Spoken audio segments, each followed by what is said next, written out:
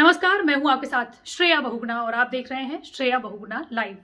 मेरे इस YouTube channel में वो तमाम खबरें होंगी जो आपके लिए जानना बेहद जरूरी है, लेकिन ये खबरें बिना किसी लाग लपेट के होंगी, ये बिना किसी बायसनेस यानी पक्षपात के होंगी, ताकि आप सिर्फ धारणाएं बनाएं बिना किसी मैनिपुलेशन के। तो चलिए खबरों की शुरुआत करते हैं। हाल ही में कनाडा और ब्रिटेन मीडिया फेडरेशन ने इजिप्ट की मदा मस्र को मीडिया फ्रीडम अवार्ड से नवाजा। इस ऑनलाइन वेबसाइट ने सरकार की धमकियों के बाद भी अपनी स्वतंत्र पत्रकारिता को जारी रखा।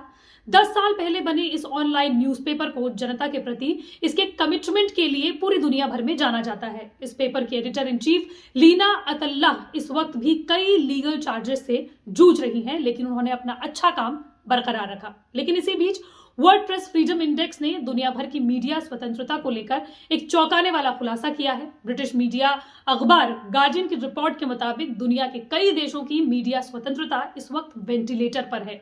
खबरों को तोड़ मरोड़ कर पेश करना, डिसइंफॉर्मेशन, प्रोपेगेंडा और आर्टिफिशियल इंटेलिजेंस को पत्रकारिता के लिए अब तक का सबसे बड़ा खतरा माना जा रहा है। अब आप कहेंगे तो मैं आपके काम की खबर पर भी आ रही हूं कि हमारे इस देश की इस इंडेक्स में क्या रेटिंग है। RSF यानी रिपोर्टर्स विदाउट बॉर्डर्स, जो पत्रकारिता के हित के लिए काम करने वाली एडवोकेसी फर्म है, उसने हाल ही में प्रेस फ्रीडम को लेकर देशों को एक रैंकिंग दी।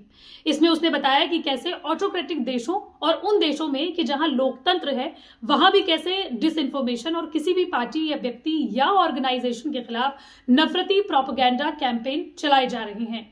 जहां प्रेस की स्वतंत्रता भयंकर खराब है, उन देशों को लाल कर दिया गया है। इस बार सबसे ज्यादा रिकॉर्ड देश लाल रंग में रंगे हुए हैं।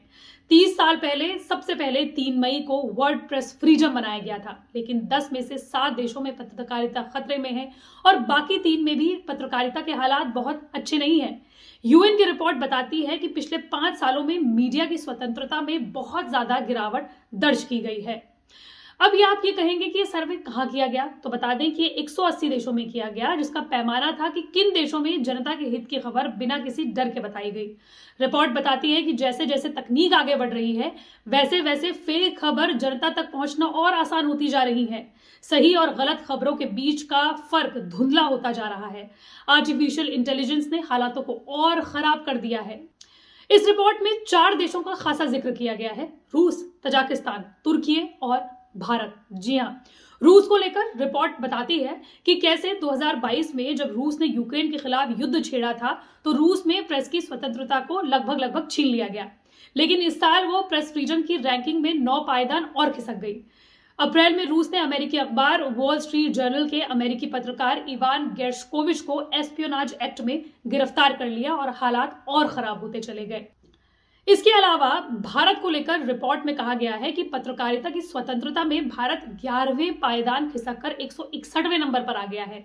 रिपोर्ट के मुताबिक पीएम मोदी के सत्ता में आने के बाद मीडिया में भारी परिवर्तन आए हैं। पहले तक इंडियन मीडिया को प्रोग्रेसिव माना जाता था, लेकिन हाल ही में बीबीसी की मोदी पर आई डॉक्यूमेंट्री के बाद जिस तरीके से उसके ऑफिसेज में रेड पड़ने को लेकर मीडिया को डराने वाला बताया गया है। मीडिया में मिडिल ईस्ट को पत्रकारों के लिए सबसे खतरनाक इलाका बताया गया है, तो अमेरिका के लिए भी अच्छी खबर नहीं है। यूएस भी 3 पायदान खिसककर 45वें नंबर पर आ गया है।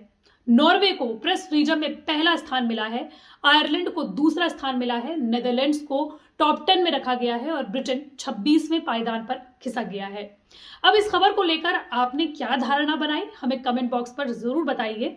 साथ ही मेरे वीडियो को लाइक कीजिए ताकि ये ज्यादा से ज्यादा लोगों तक पहुंचे, शेयर कीजिए ताकि ज्यादा से ज्यादा लोग बिना किसी मैनिपुलेशन के, बिना किसी पक्षपात के अपनी धारणाएं बना सकें, और मेरे चैनल को सब्सक्राइब कीजिए।